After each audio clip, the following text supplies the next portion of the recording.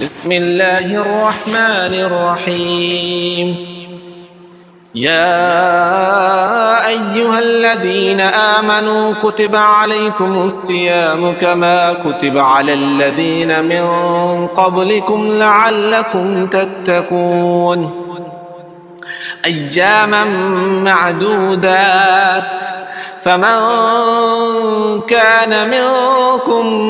مريضا أو على سفر فعدة من أيام أخر وعلى الذين يطيقونه فدية طعام مسكين فمن تطوع خيرا فهو خير له وأن تصوموا خير لكم إن كنتم تعلمون. شهر رمضان الذي أنزل فيه القرآن هدى للناس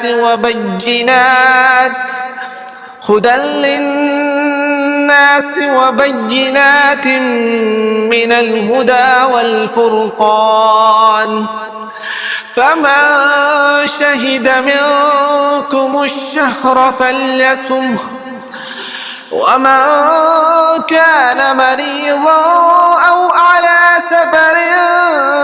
فعدة من أيام أخر يريد الله بكم اليسر ولا يريد بكم العسر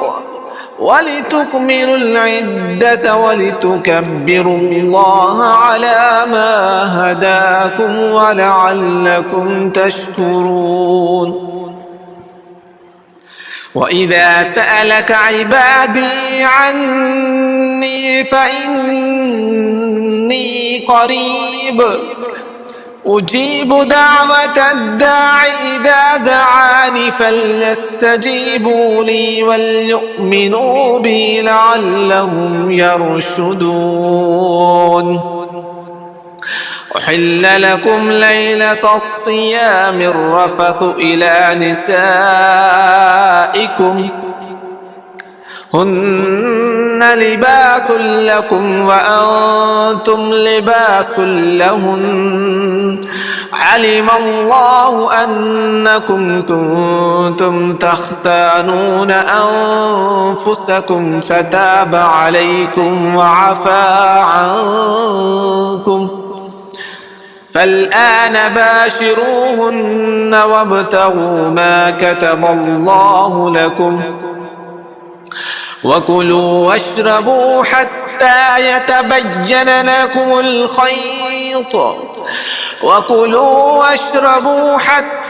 يتبين لكم الخيط الأبيض من الخيط الأسود من الفجر ثم أتموا الصيام إلى الليل ولا تباشروهن وأنتم عاكفون في المساجد تلك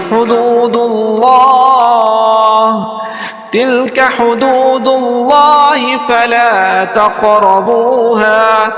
كذلك يبين الله آياته للناس لعلهم يتقون. ولا تأكلوا أموالكم بينكم بالباطل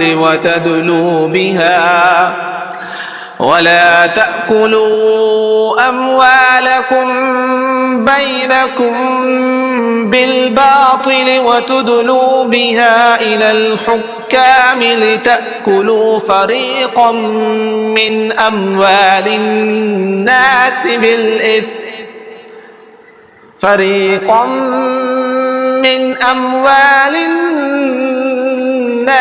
بالإثم وأنتم تعلمون.